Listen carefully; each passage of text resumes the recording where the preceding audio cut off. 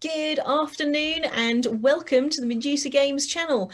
I am actually freeloading here. I'm normally on the UK Games Expo channel, but the very lovely Richard Denning from Medusa Games and the exceedingly talented Andree Schneider from Art of Andree are here to talk to us about cooperating in gaming.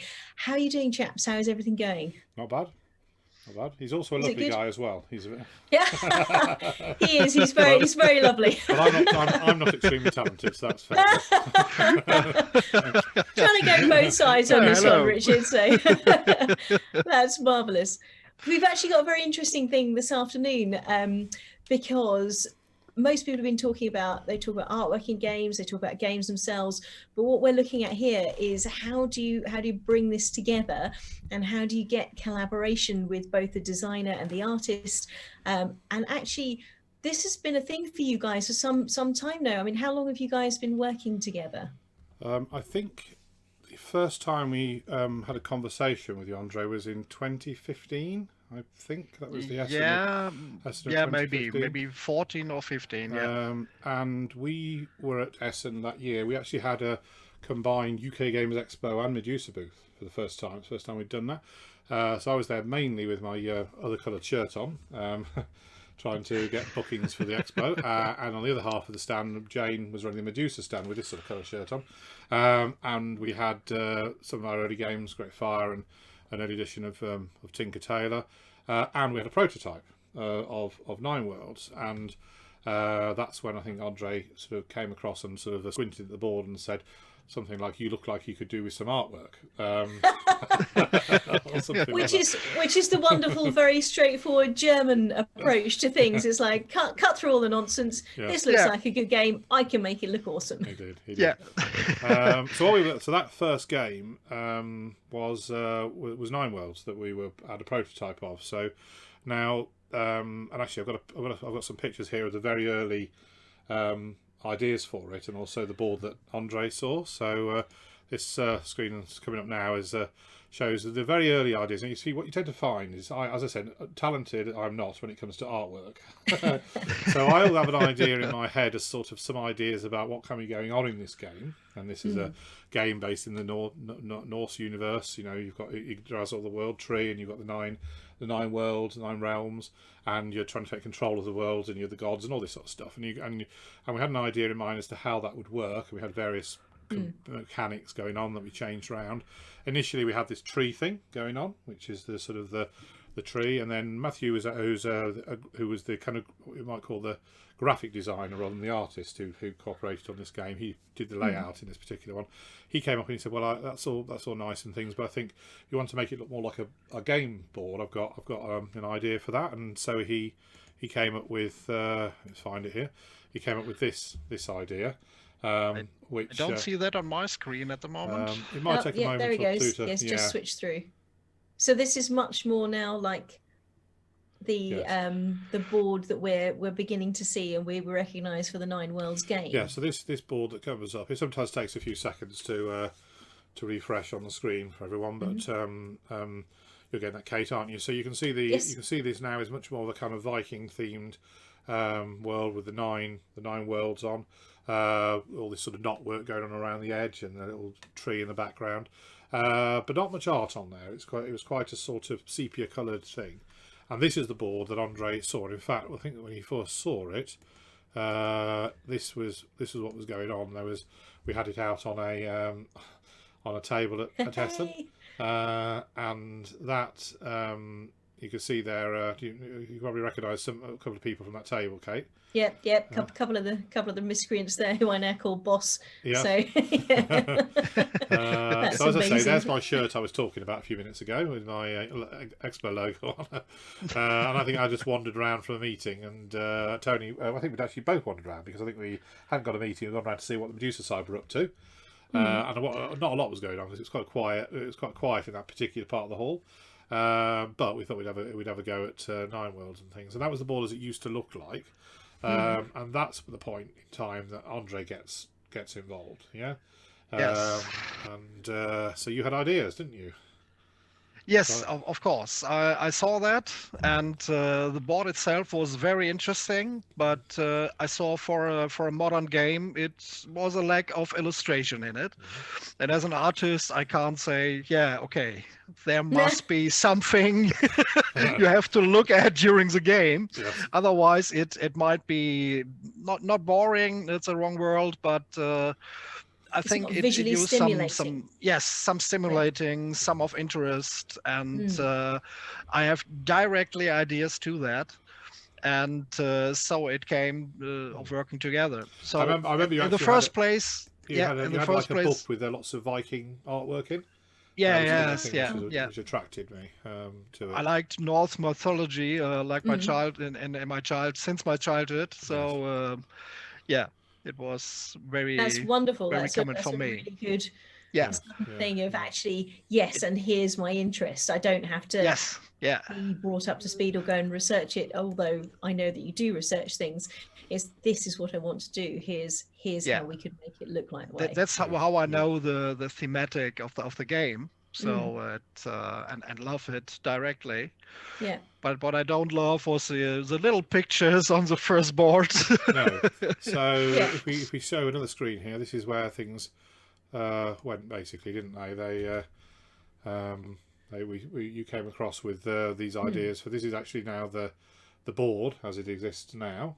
On the right hand side there, the back, the part of the illustration, I think, from the back of the box, Yes. showing all of the the artwork. And it's a nice evolution from that original Richard's. It needs to be a tree, and then Matthews, well, let's look at it as a plan down. So from a board game point of view, Yes. it's much more elegant to move things around, and you get that lovely Yeah. design, UX design kind of thing. Yeah. To then Andree saying, well, that's great, but here's how we'll make it pop out. Here's our colors for our things. Here's our illustration, and you get the feel of the worlds. I mean, you've got what's the big fiery world, Rich? Musselheim. Musselheim, Yeah. and it's Yeah. volcanoes and lava everywhere. Yeah. You think, That you was get our the first feel. picture, actually. Was it? Yeah. Yeah, it was really. I did it in black and white because Yeah. we think in the first place we want to do it in a sepia tone, Mm. and that was Richard's plan. Yeah. And if I saw the picture itself, I think, okay, what's different to a waterfall stream? Mm. And I said, okay, this picture needs colors. And then Yeah. I want to convince him to do everything in color because then the board will shine. Yeah. Yes. And yes, I showed him, okay, that's your way. I showed him the black and white thing. And yes, yeah, great. And yeah, but you can have also have this. Yes. which is very good.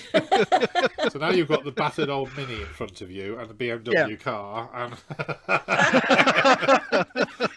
It's like they'll both take you somewhere. Yes, yeah. Which one would you like to have? Like, there we are. Yeah. have the BMW, So yes, please. unfortunately, I've got the illustration of Musselheim in this particular screen, but these two here show you Midgard, and I think it's Nidavellir, yeah. dwarf one.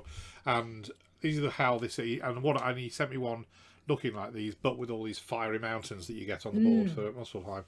And yes, I mean, it was the case. Originally, we thought we would just take the sepia thing, and it would be a sort of an illustration more than a kind of like icons that we had before.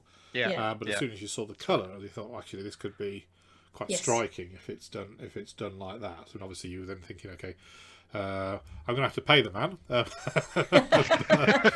but it is worthwhile the effect of it all across the whole thing. And then, of course, you've got to take that through. So we've got what have we got there? We've also take the same principle applies to the art avatars and the board game and the cover art and things. So Yep.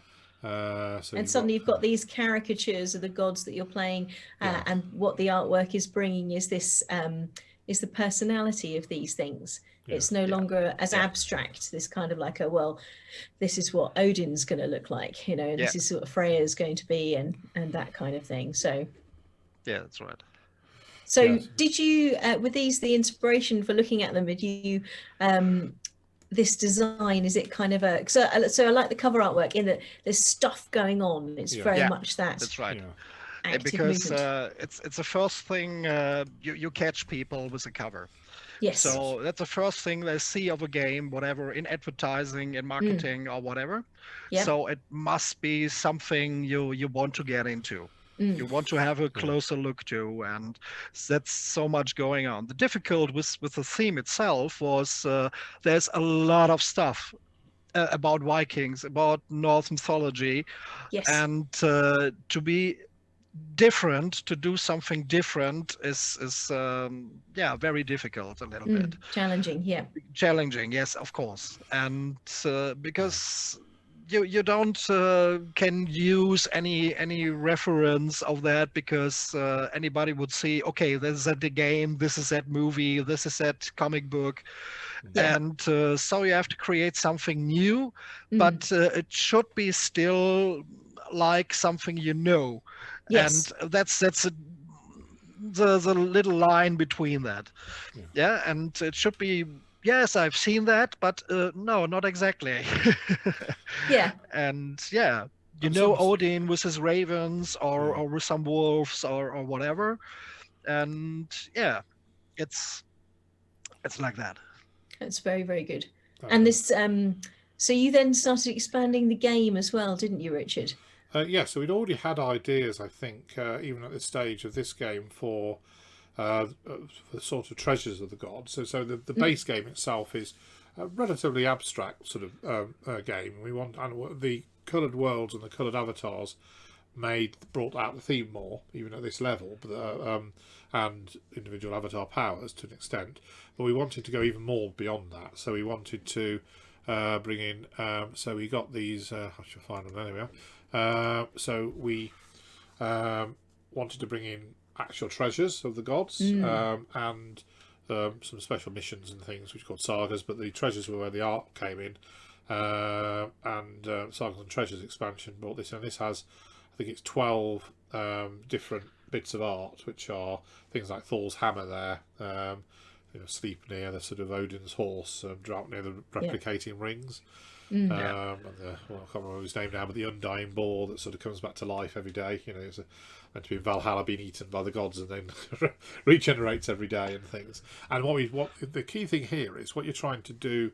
I think it's important that a very sort of, I'm quite a strong believer on theme in a game, but coming through in the feel of the game, if you see what I mean. So the powers that each item have, I think should have an effect on come out in the game as well. So we go away and research what they all were, find out what sort of things, what they did, and then we tried to make it that whatever they were going to do in the game felt a bit like that. So with Thor's hammer, you can sort of knock two opponents' stones out of a world that you're in, the avatar's in, and you can imagine Thor sort of swinging the hammer and the sort of soldiers going flying and all that sort of thing. And the replicating ring means you can bring extra soldiers into worlds that you control and things. So that replication idea, and the undying boar brings things back to life that died in battle, and so on. So, and then what we want to do, of course, is you want that. So we want the not just to be items that could just be called item 27 and item 36 or something, but actual things. So we go. So and Norse mythology is just completely full of this stuff. There's loads of it. And these a lot of, let's face it, an awful lot of magic items that you find in games, role playing games, and other things have a lot of. The original stuff, you can take stuff wholesale from this mythology that went, we must have a thing that does this, and of course he had this great thing that did that, and I still like the idea of unlimited bacon sandwiches because of the boar, but it's damn, I never thought about that one myself. Hobbiting preference. Right, I might go back and put that in as a rata. You have the option. Yes. Either your troops will replicate, or you can just feed everybody bacon sandwiches.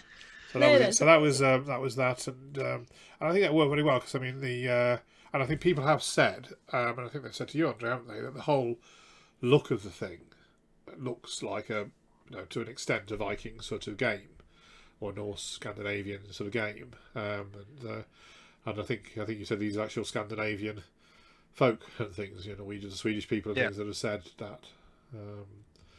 And I think that's actually, feels like you're in the right area then, if they're saying that. And I think that's also so.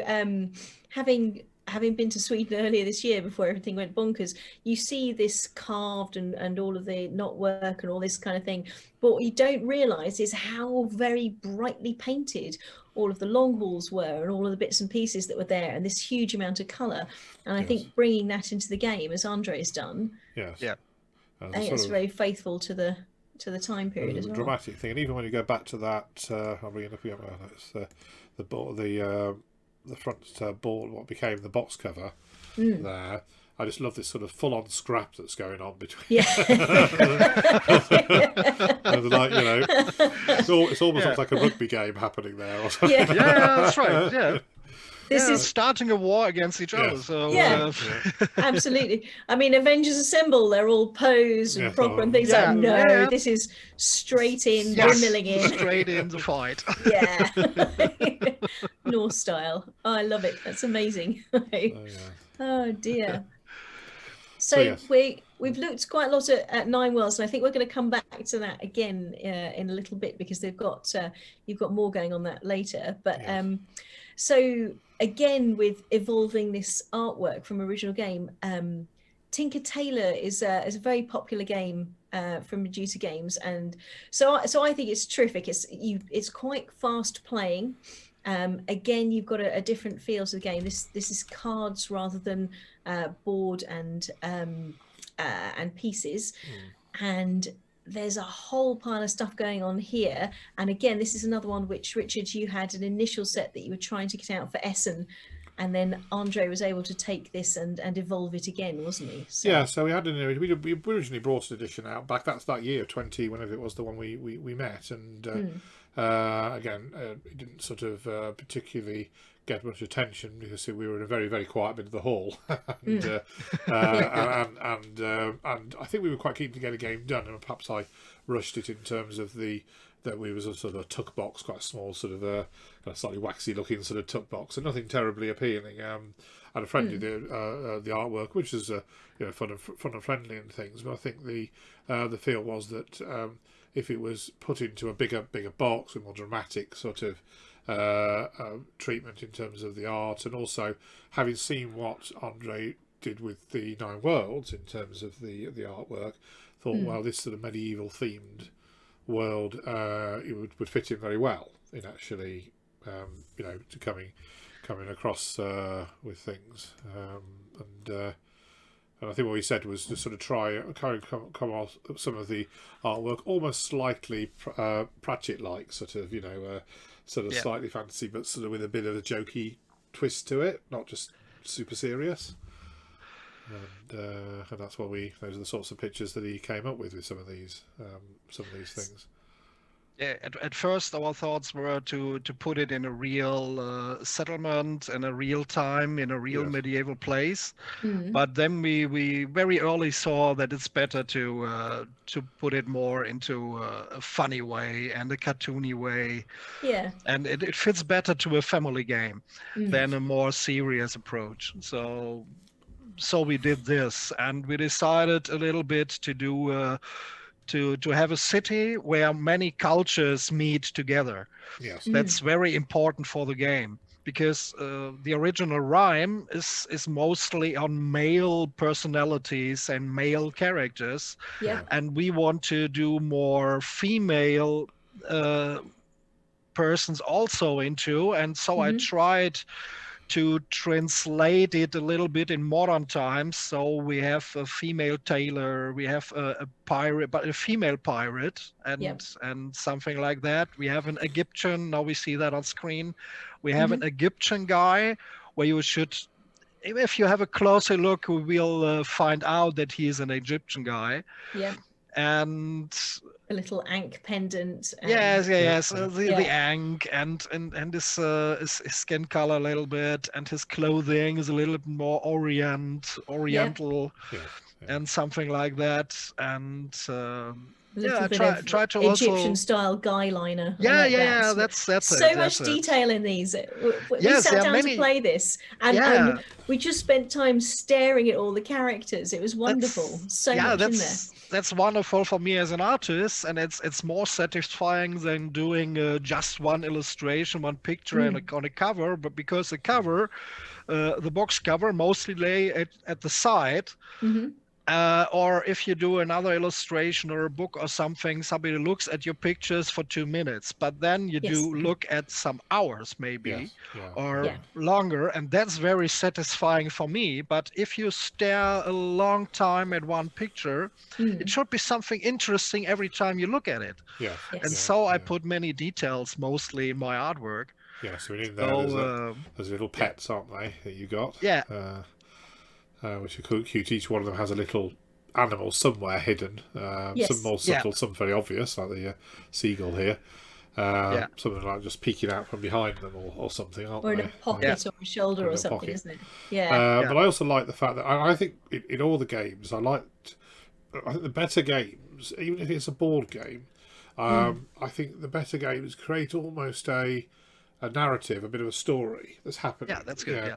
Yeah, So that you can, and even if it is just a board game of, aware in Norse mythology or whatever it is, you can start to imagine it's the thought that Thor really is going and sort of bashing, Tutir over the head Get or out of my something like world.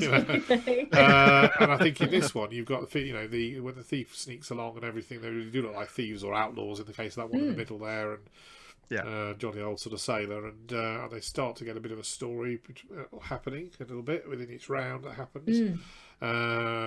There's a wonderful word called verisimilitude, which is it's a crazy word, but it's a belief in a bigger universe, that there's bigger things happening, and whilst you're seeing a small part of it, because that's there's it. all this other detail and other things going as well. He's clearly come from here, and she's clearly has this going on, and that's wonderful storytelling through game and artwork. Have you ever played a role-playing game called Argorug or something like that? Have you played that one? No, it's a cave. You're a caveman, and in the caveman, you at first level you have one word, and that's all you can. And around the table, you can only use that one word, and as you go up levels, you get more words. But one of the words is like fire, kill, rock, go, come, and this sort of thing. And then one of those words is what you just said. What's it called? Verisimilitude. That's right. So you can choose that as your That's one word. ridiculous. I love it. And you're sort of like yelling this out across the table, trying to get people, rock, no, rock, and bash him with a rock. Bring me a rock, or whatever it might be. Rock Anyway, on. Where are we going with this? Not sure. Right. Anyway. That's marvelous. This is good. So one of the things on here we've got with Tinker Tailor is it's also how easy it is to see, I suppose, game rules and see what's going on more easily, and using the artwork as part of that as well. So that's something you guys worked on. No, I think exactly what I was saying a bit earlier on. So, the thief character is going to be stealing a card from somebody. So thematically that works, but they're going to look like a thief, and look like they're shifty. They were shifty in a sort of like character and things. And the outlaw there is basically literally can hold somebody up and say, "Give me that jewel you just just took." Yeah, that's annoying. Sorry. So yes, we like them to look a little bit like, give you a bit of a clue. I mean, the sailor's something like they can pick up a couple of lots of goods that are adjacent to each other, but it's the same thing as loading it on a ship, isn't it, from the dockyard or something. So they all have something that's a little bit like what they are, and in fact it looks like it as well on the art, and I think it's a win-win all round, really. It works. And the background looks great, doesn't it? I've got a bit of an example of one of them there. There were several different backgrounds, I think, that are in the in the one, and the different characters. Yeah, we have a harbor, and we have the entrance to the city, and I try to create a real medieval city, Mm. but in a more funny style. Yes. So also this, if you look at the fountain, Yeah. Hmm. at the head of it is a Medusa head. All right. Ah, that's I noticed that. amazing. You've got Gorgon So on top. it's just the game publisher is also inside. Yes. Brilliant. That's wicked. I like the idea that she's been turned to stone as well. Yeah, of course, Actually, yeah.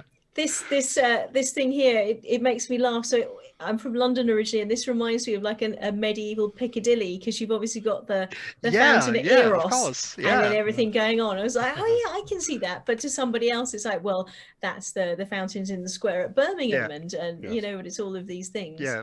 But I've It's also nice. seen something similar in Strasbourg or something like that. In Yes. nearly every medieval city, you see a fountain. Do you know, Yes. do you know what Or, they call the one in Birmingham, Kate?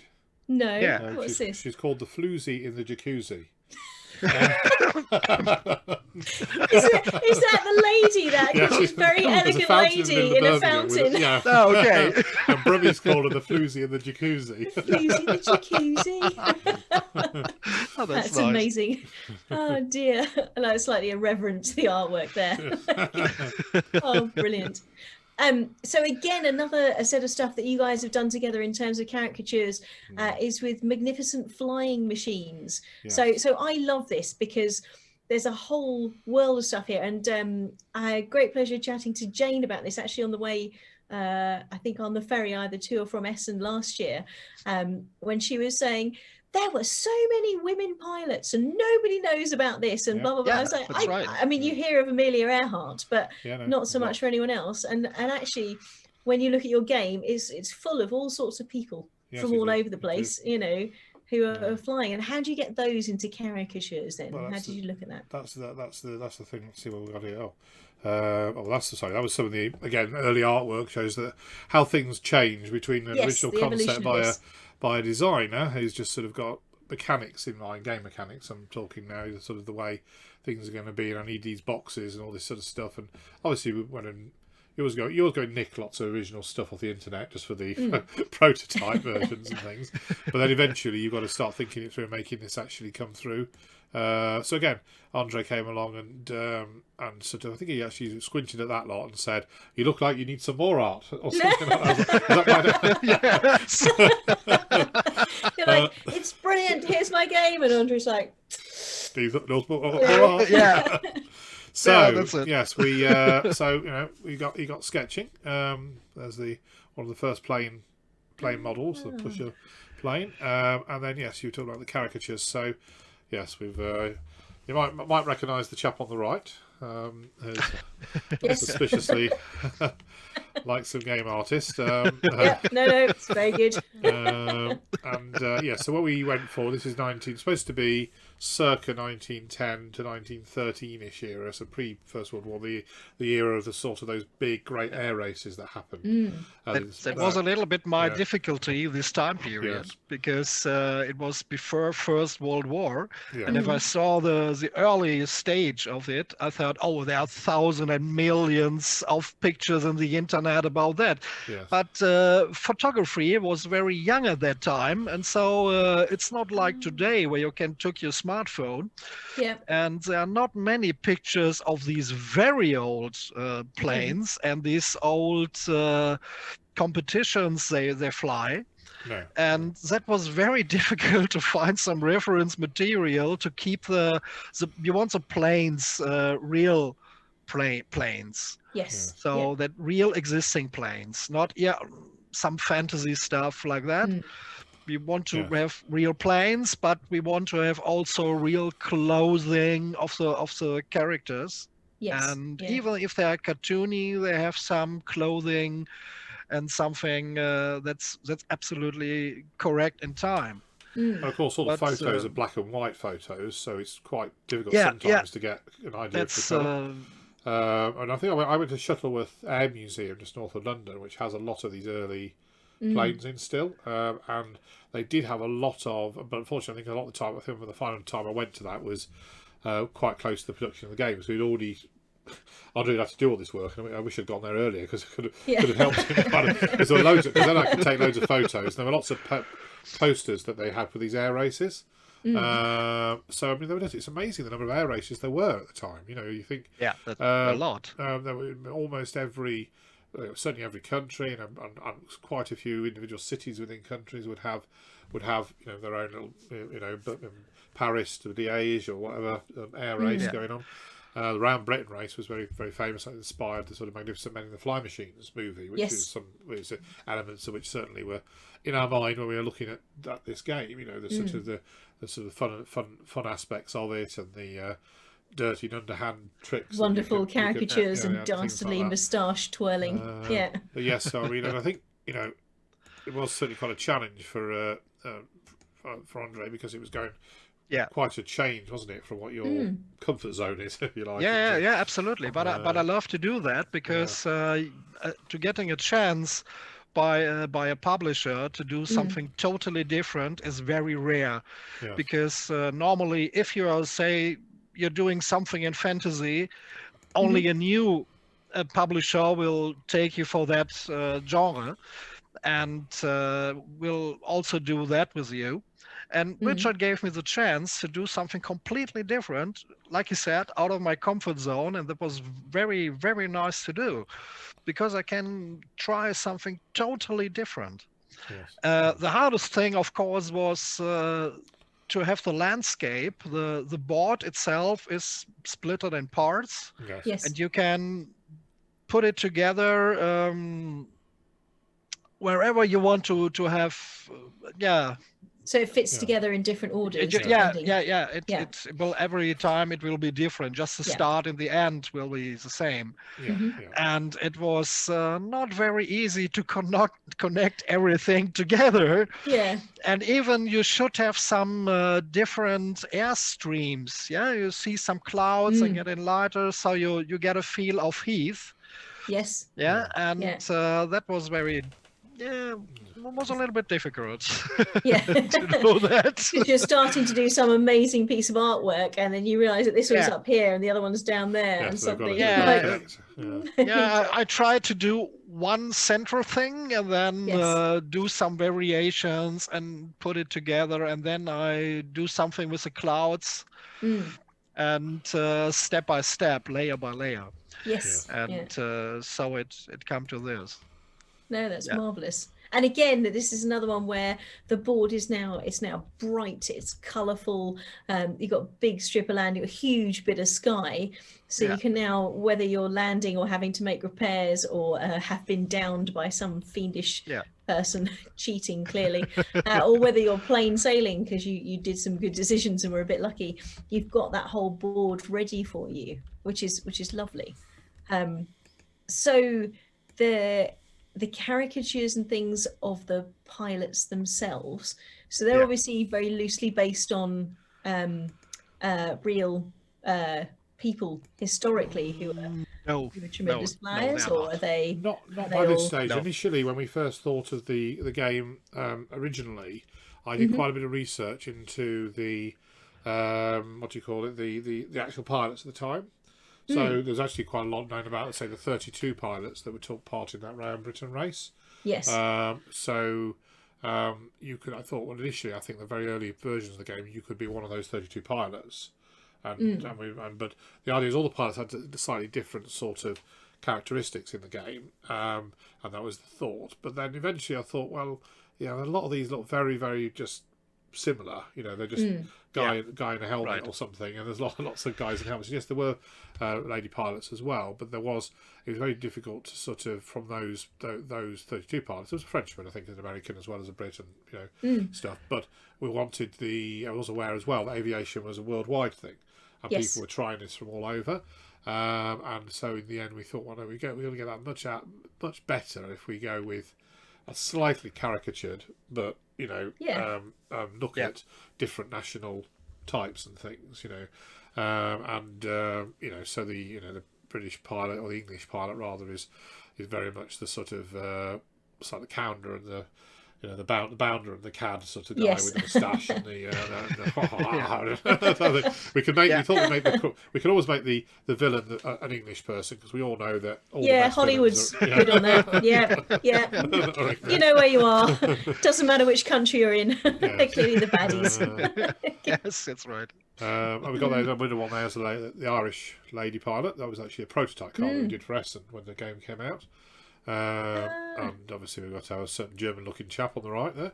Yes. And the Frenchman. And we've got, there are 18, I think 19, I think, if you include the prototype, the demo one there, from all over the world. So we do have a New Zealand, but a Maori one, Nepalese, Indian, Chinese. American, Australian, it's wonderfully inclusive, and again, it's this thing where aviation as a sport was wonderfully inclusive, and we've got games being wonderfully inclusive, and the artwork also kind of bringing that together. So that's good. There's a lot of synergy here on stuff. That's really wicked. So we had and I thought even the characteristics of again, we tried to bring the themes out. So the Irish pilot is the lucky pilot, the luck of the Irish sort of thing. The German, Andree, I like this, is the safe pair of hands. So he gets like extra bonuses for taking off and landing.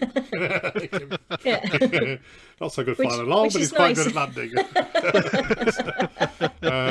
And the Frenchman, I think, can avoid taking certain damage. You can even imagine the old Frenchman going, "Oh well, whatever."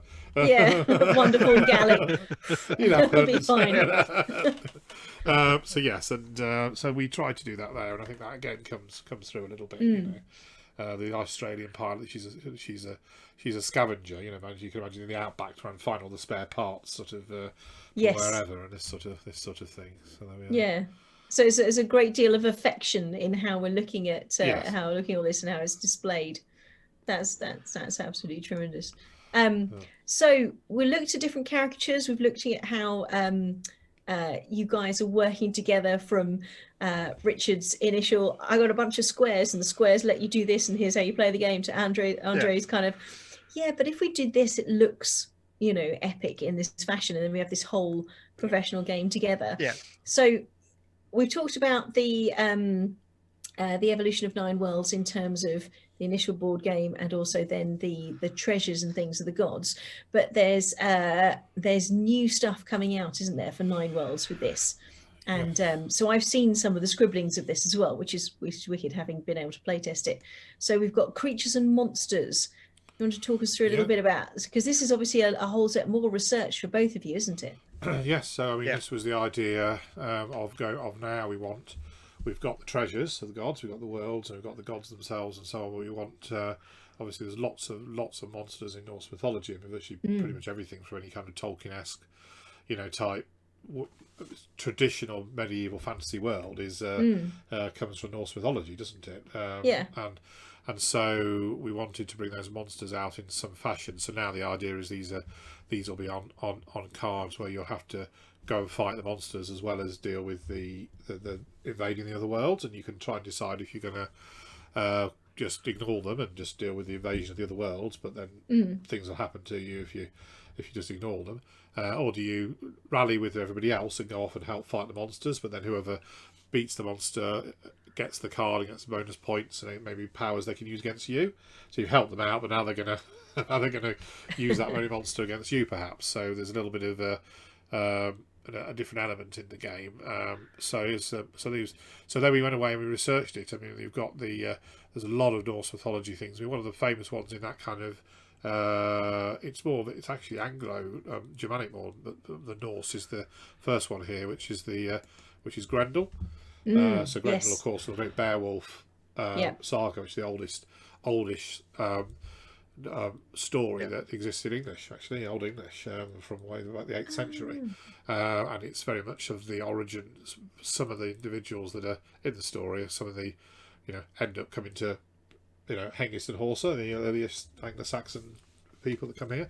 So these are early origin myths of England, as well as Norse and the German areas as well that are in here. Yeah. So there we got our Grendel in the swamp. And some of the background art there, which is going to be colourful. We're going to show you some of that in a minute. But this is how you start off, isn't it? You start off with a pencil diagram. I of start with a something. pencil and then clean it up over a light table, and then I will ink it, and then the colors came digitally Yes. because it's more comfortable for printing and something like that. And the So you reason still start with pencil and paper? I still start things? with pencil and That's paper, wonderful. just because I like to have, like, also the landscape. I like to have originals. Yes. So I like to have the real inks, and not only doing it on screen.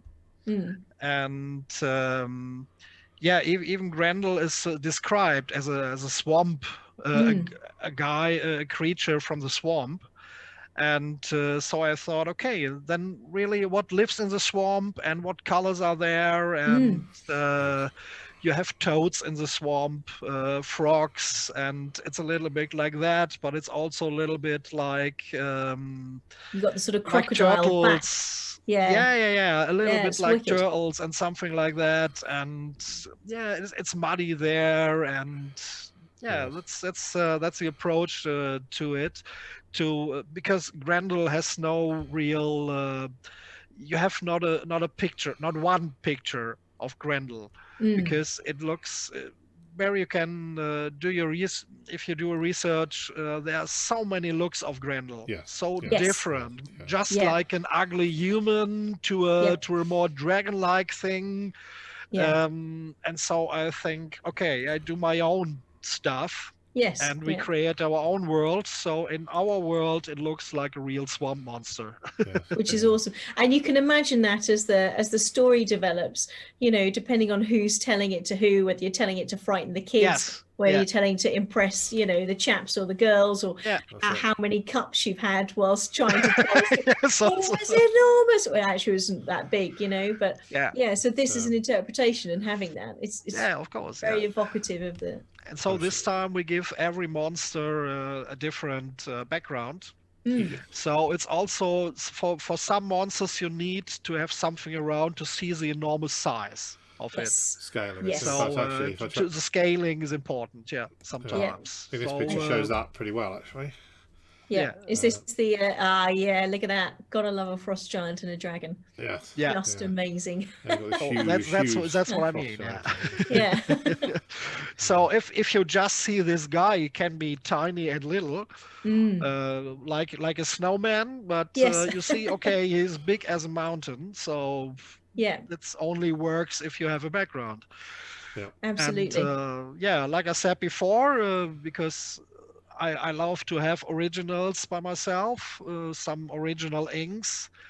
I just create the monster first, and then try to have a background, and then set it in like an animation. It will be the same. You have your actor in your background. Yes. Your green screen, and then you put them together. Yes. It's like that. Yeah. Very, very cool. That's absolutely tremendous. Even it's a little bit storytelling also inside, especially for the dragon. You can imagine by yourself what happened, because there's forests in flames. Yes. At his feet, and he's just like, what's happened that's provoked it. Or not. You never know. Is he angry? Has he gone down there and destroyed that, or was he sleeping there, woke up, sneezed? It went badly, and he's like, that's it. Yeah, just fly off now.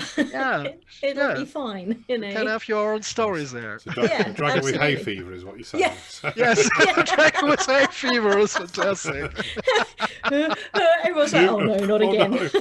Fantastic for another game. Yeah. Everybody down. That's absolutely marvelous. It's very good.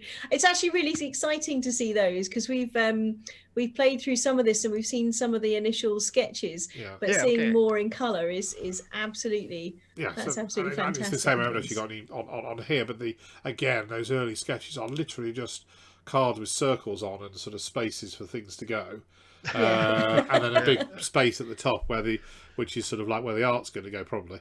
And then and at that point, it's very mechanical. It's all about, does the game mechanics work, and stuff. Yeah. But then you can imagine that'll bring out the whole feel of the thing,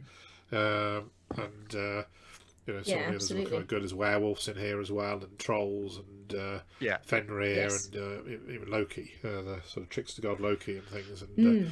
they're all going to look really cool. I think once they're all done and things, and I think Yeah, the game will add absolutely. more theme and more sort of depth to that whole that whole um, game really. So it No, that's should be very good. good. So when do we think we can expect to see Creatures and Monsters for Nine Worlds then, Well, Richard? hopefully, if all of the if we have if we go back to normal next year, so when will that Yeah. happen? Who knows? We were looking at probably the MIS next year will be the plan. Hopefully, Excellent. with any luck, if we manage to do an expo in some Yeah. form or other, Yeah. we'll see if we can have quite a lot of this at an advanced stage. Certainly a playable. Mm. Advanced stage by then as well would be the idea. I tried to do the creatures till Christmas, Yeah. finished everything with Wow. backgrounds, and Yeah. then we go for the design part Yes, of the cards then itself it's all the and layouts something like and that. everything like that. Well, once we get an idea about what next year's starting to look like, we'll then be able to announce that. But this is at playtest stage at the moment, so we are running. Playtests are available, so anyone that actually likes Nine Worlds and things and wants to help with that can get in touch with us, and we can always arrange a playtest online. It's on Tabletopia, as is the full Nine Worlds. Nine Worlds is on playable free on Tabletopia. Yes. All the games are actually, but the prototype is available. Though you have to get in touch with us for that because we have to bring you into a special room that you need if you're not on the All the list, you don't get secret in. stuff's in. Yes. Yeah. But it's playable. Come and get a super secret playtest. It's Yes. massively worthwhile. So there we are. Yeah. And I'm actually going to. I think I'm actually down to in what time is it now? I don't know, an hour or something's time. Anyway, I'm going to be doing just a talk through the mechanics of Creatures and Monsters. Awesome. As well, so I'll show people that. That'd be very, very cool. So, talk about future plans and things. Andree, I hear that you've got some other plans and things going on with some illustration for novels and so on. Is this also with Richard? Yes, absolutely. We do something together. Richard has a small part in it. Yep. It's a book about Victorian times. And also with a lot of creatures, but also more in a cartoony and funny way. And maybe you have not seen them before like that. I hope so, but not very often, I think. It's a book I think this is about... gorgeous. It's amazing. Yeah. Yeah. It's a kind of orphanage in the book. The book is called Professor Seagrave's Baby Bestiarium. And he collects more or less creatures or gets creatures from all over the world and try to raise them, examine them, and something like that. And looking at their behavior, and should be more fun. And most of the text will be by Andrew Harmon from Yay Games. Yes, Yep. we'll still stick into the game world. Excellent. That's a wonderful thing. Yeah. Richard does some history about Victorian times. He did a text for that, and I do some guidelines for Andrew, and we talk about it. What's best for the book. And it should be released in summer next year, or maybe in spring. We shall have a look at how things going on at the moment. That's marvelous. So is this a novel, or is it like as though it's an encyclopedia? It's a kind of very, very illustrated novel. It's more like an art book than a novel, but it's all connected with a story. Wonderful. So it's Professor Seagrave tells about his life and experience. So he's more at the end of his life and tells about the story of his orphanage.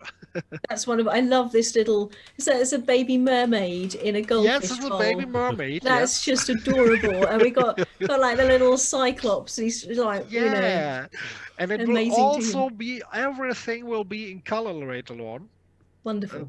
So it's not black and white. It's just the first sketches that I want to show. And the publisher is a Dutch publisher. Ah, okay. Yeah. also, and he saw that, even the cover, and said, okay, we have to do a luxury edition also Mm. if it is finished.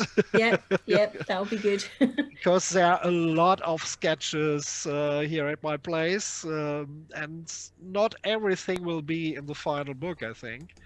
But these pictures you see definitely will be in it. That's wonderful. And yeah, like I said, full color, and it should just be fun to have it. Yes. We nearly 80 or pages it will be at the end. Mm.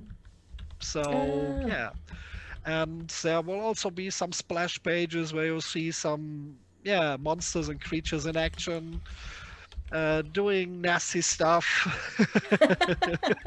Is that kind of like, well, they're tearaway little tykes, except, Yeah, with phenomenal monstrous yeah. superpowers, or, yeah, I've wonderful. tried to create a complete whole world in a world. Yes. Yeah. So, and set it into Victorian times because it fits the best, because Hmm. it's a time of exploration Yeah. and And wonderful belief. So whilst you've got this amazing scientific movement of let's look at the world and document it, there's still also this amazing belief in, yeah, well, of course the supernatural could be there because the world is this huge place and we don't know about it. So yes, of course, spiritualism and xenobiology, or whatever the catchy term is, yes, of course, cryptozoology back then. yeah. Xenobiology is apparently space and aliens. I don't think Cryptozoology. that's in that caveman book. So. No, but we're all right with verisimilitude. That's cool. That's amazing. Yeah. So I think one last question before we finish off is, so you guys have been working with each other for 5 or 6 years now, and you actually met at Essen, which is wonderful, which is a Yes. great advantage Yeah. to conventions, apart from playing games and obviously buying as much game loot as you can possibly fit in your suitcase. There's this wonderful, because this isn't just a corporation here. This is very much a friendship on things, isn't it? Now. Yes, Yes, it is. Yes, it's Yeah. all good. It's lots of Yeah. fun. All these conventions are great, and this is why we're missing being in the same place. Because it's you sort of go from a lot of the time you sort of there's another one coming up when you sort of get together with people. I mean, in general terms of but also Essen, and then obviously Andree comes across to Expo, so it's never not long until we're going to see each other again, and Yeah, he knows all the good restaurants in Essen. Yep. yeah. There's a lot of yeah. Oh yes. No, you have to take what's known as eating trousers. My brother calls them eating trousers. Elasticated waist, so you can just nurse your food baby. Yeah. But yeah, no, that's wonderful. So if you are a designer and you're looking for an artist, or you're looking to develop a relationship with an artist, any sort of couple of points, Rich, that you would say to people? In terms of this is a designer looking for an artist and things. So yes, conventions are very much the great places for that, aren't they? Because you find that a lot of artists will be there, and just as we met Andree, they're coming around with their little portfolio and things like that. So if you should find that lots of artists wander around anyway, and artists themselves also sometimes have tables at these conventions, and so Yes, it's worth having but it's going to be less at Spiel, so you had to go around and talk to people, and you can have a look what art fits to your artwork, yes. and just talk to people. That's my And way to also do talk that. to Andree. That's my recommendation. Yes. Yeah. No, absolutely. Particularly with anything you- about fantasy, sort of genre, particularly. Yeah. But as you can see from Fly Machines, you can sort of reach outside that original expertise, if you like, to other areas and things. So For an artist's point of yeah. view, I can only say have some courage to talk to the publishers. Yes. Show Yes, your yeah. artwork if you're confident with your art and say, okay, that can be shown in the public.